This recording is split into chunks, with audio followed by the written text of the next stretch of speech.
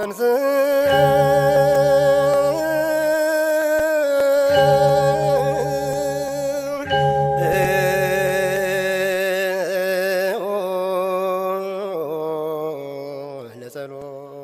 እነሆ የምስራች ወንጌል ወይም የስብከተ ወንጌል አገልግሎት። በዓለ ዕርገት የጌታችን የመድኃኒታችን የኢየሱስ ክርስቶስ አበይት በዓላት ከሚባሉት በዓላት መካከል አንዱ ነው። በዓለ ዕርገት በቤተክርስቲያናችን እንደ ልደት፣ እንደ ትንሣኤ፣ እንደ ጰራቅሊጦስ ያሉ አበይት በዓላቶችን ሁሉ የመሰለ በዓል ነው። ይህንን በዓል የሚከበረው በሊቃውንቱ ብቻ ስለሆነ በብዛት ምእመናን ተሳትፎ አያደርጉበትም። ይህንን ምንድነው ካስተምሮ ጥረት ካልሆነ በስተቀር የበዓሉን ንዑስነት የሚያሳይ ሆኖ አይደለም። ዋናው ትልቁ ነገር ግን ትንሣኤ በኋላ በ40ኛው ቀን የሚከበረው በዓል ምንድነው ስንል የጌታችን የአምላካችን የመድኃኒታችን ኢየሱስ ክርስቶስ በዓለ ዕርገት ይሆናል ማለት ነው። ዕርገት ማለት ምንድነው ከቃሉ ስንነሳ ከታች ወደ ላይ መውጣት፣ ከፍ ከፍ ማለት የሚል ትርጉም ነው ያለው። ይህንን የሚያሳየን ምንድነው ጌታችን አምላካችን መድኃኒታችን ኢየሱስ ክርስቶስ የነገረ ድህነት ስራውን ሙሉ ፈጽሞ ወደ አባቱ ያረገበት መሆኑን ነው የሚያሳየን። ጌታችን አምላካችን መድኃኒታችን ኢየሱስ ክርስቶስ 40 ቀን ቆይቶ እንዳረገ ቅዱሳት መጻሕፍት ይነግሩናልና ዘመነ ዕርገትን በምንመለከትበት ጊዜ 40 ቀን ለምን እንደሆነ አባቶቻችን ሊቃውንት በሚገባ ይነግሩናል ማለት ነው። እንግዲህ ካስቀመጧቸው የሚስጥራት ወይም ካስቀመጧቸው ምክንያቶች መካከል ጌታችን አምላካችን መድኃኒታችን ኢየሱስ ክርስቶስ ወዲያውኑ እንደተነሳ ዕርገቱን ለምን አላከናወነም? 40 ቀን ያህል መቆየት ምን አስፈለገው ብለን ብንጠይቅ ቤተክርስቲያናችን የምትመልሰው መልስ እንዲህ አይነቱ ነው።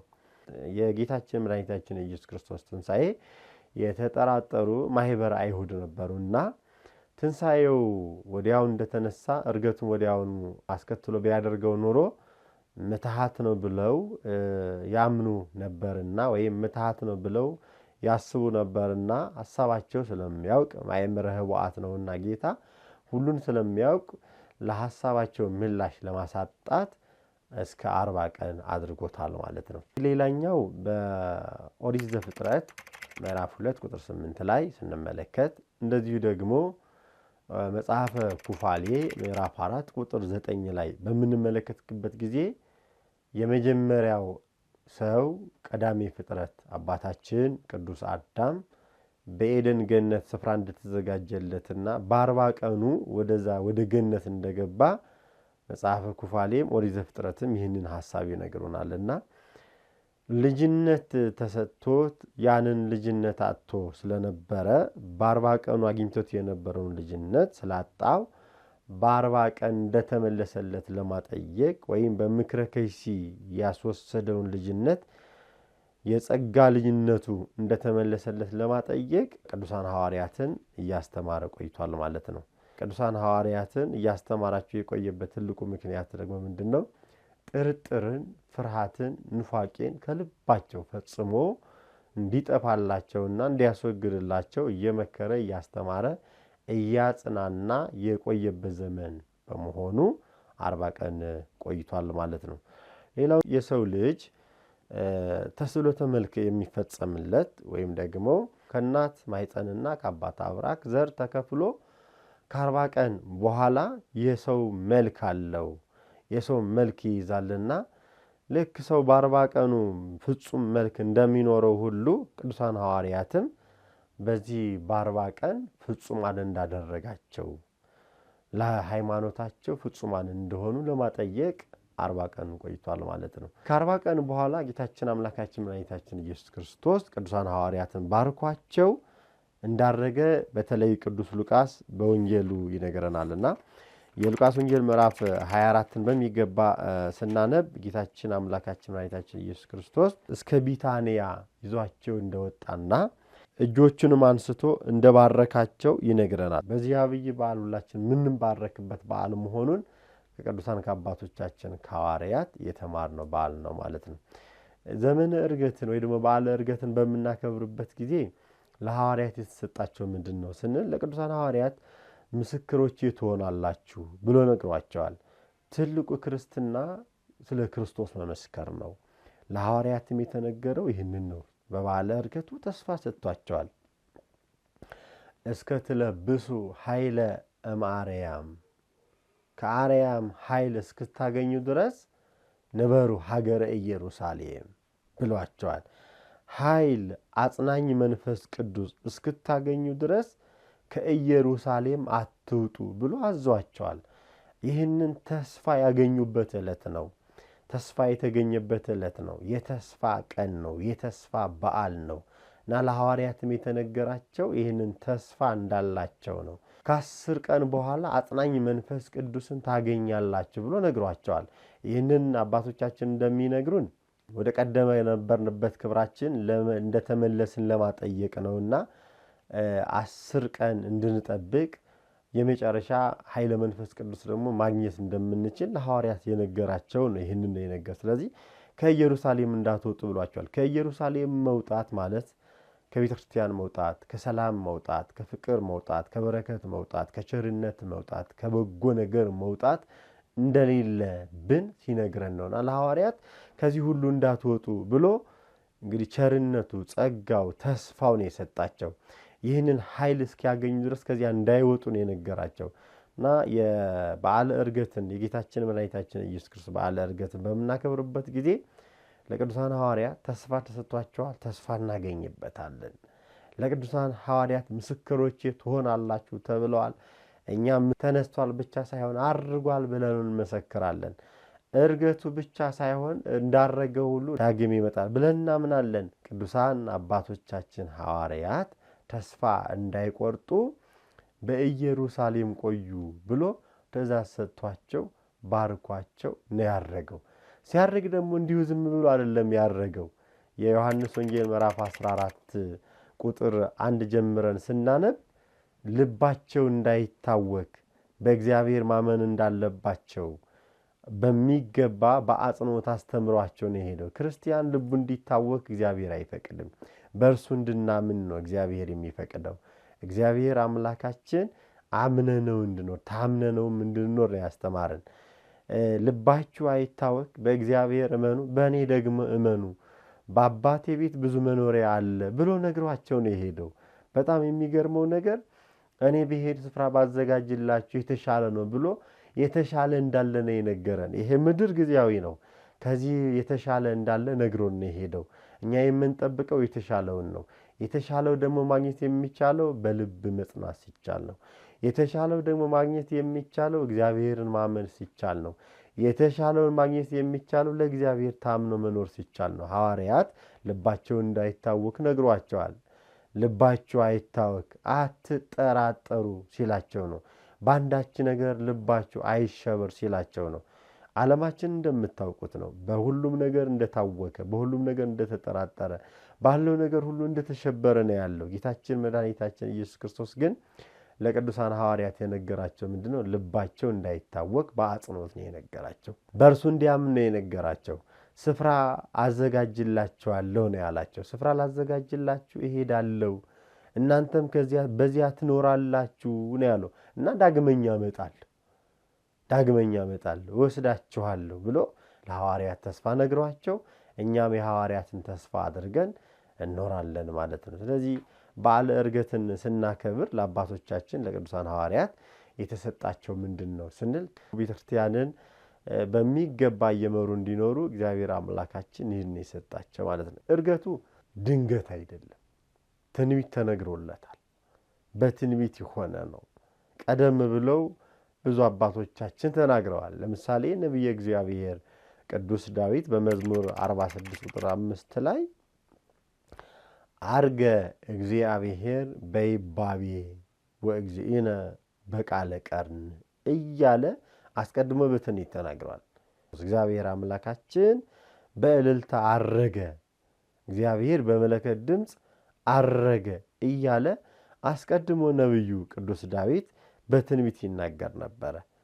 ልዑል አምላካችን ደግሞ ሰው ሆኖ ይህንን ትንቢት እንዲፈጸም በዕለተ ሐሙስ ግንቦት 8 ቀን ጥንተ ዕርገቱ ይከበራልና ግንቦት 8 ቀን ዕለተ ሐሙስን ጌታችን ኢየሱስ ክርስቶስ በቢታንያ በደብረ ዘይት ተራራ ላይ እያመሰገኑ ሲያርግ አይተውታል፣ አመስግነዋል። ቤተክርስቲያናችን እሱን ይዛ ነው ዛሬ አረገ እያለች በምስጋና አምላኳን ከፍ ከፍ የምታደርገው።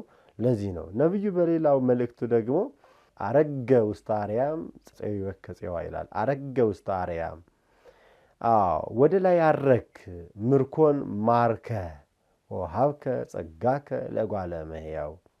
ጸጋ ስጦታ ለሰው ልጅ ሰጠ፣ ምርኮን ማረክ። ምርኮን ማርከ ጸጋ ለሐዋርያት እስከ ፓትርያርክነት ድረስ ያለውን ማዕረግ ሰጠ።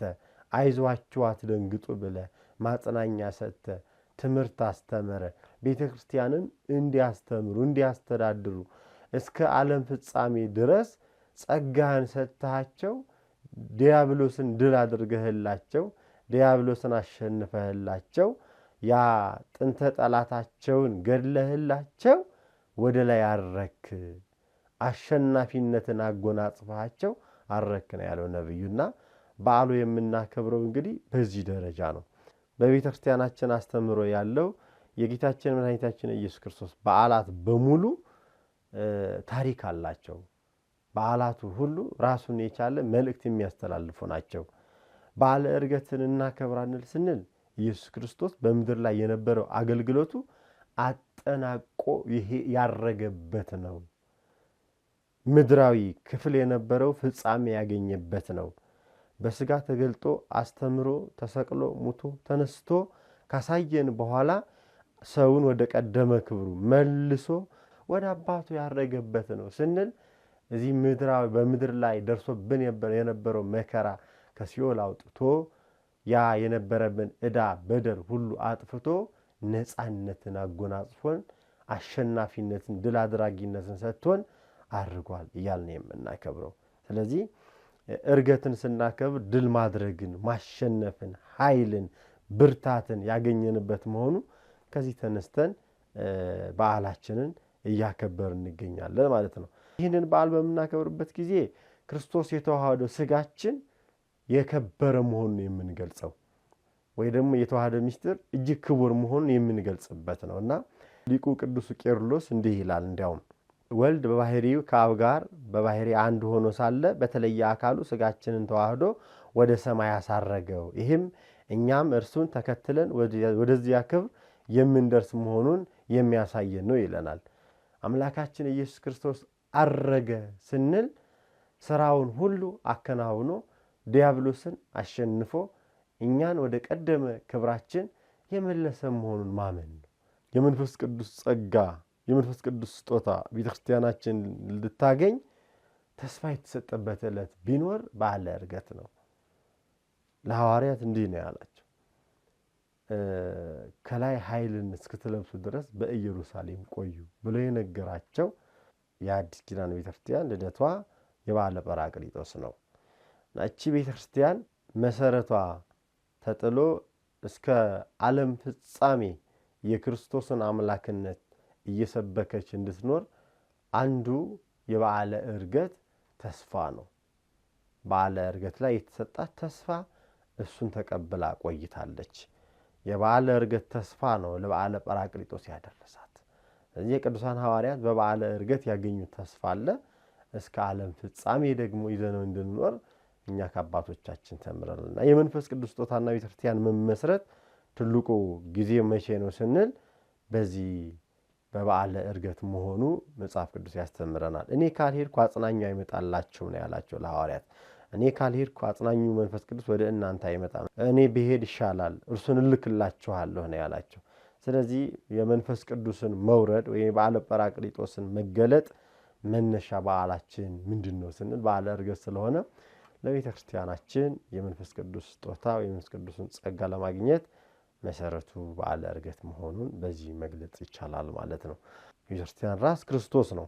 የቤተክርስቲያን ራስ ክርስቶስ መሆኑ ያየነው እንግዲህ በተለይ ቅዱስ ጳውሎስ ለኤፌሶን ምዕመናን ምዕራፍ 1 ቁጥር 20 ላይ እንደነገረን ክርስቶስ ወደ ሰማይ በማድረጉ የቤተክርስቲያን ራስ እንደሆነ የተገለጠበት ነውና ቤተክርስቲያን አካሉ ናት። እርሱም ዘወትር ቤተክርስቲያን ይመራታል፣ ይጠብቃታል፣ ያጸናታል። ዳግም እስከ ምጽአቱ ድረስ ታትማ የምትቆየው በዚህ በክርስቶስ ቃል ነውና እርገቱ ለቤተክርስቲያን መነሻ ነው፣ ለቤተክርስቲያን ተስፋ ነው። ዳግመኛ እንዲሁ ይመጣል ተብሎ የተነገረው ያረገው ክርስቶስ ለፍርድ ይመጣል። ሲያርግ ያየነው ክርስቶስ በጋሃድ ሲያርግ ያየነው ክርስቶስ ዳግም ለፍርድ ይመጣል። ሌላው ደግሞ የኛ ቦታችን በሰማይ እንደሆነ ሰማያዊ ስፍራ እንደሚጠብቀን ሰማያዊ ቦታ እንዳለን ለሰማያዊ ቦታ ዝግጁ እንድንሆን የተማርንበት ዕለት ነው።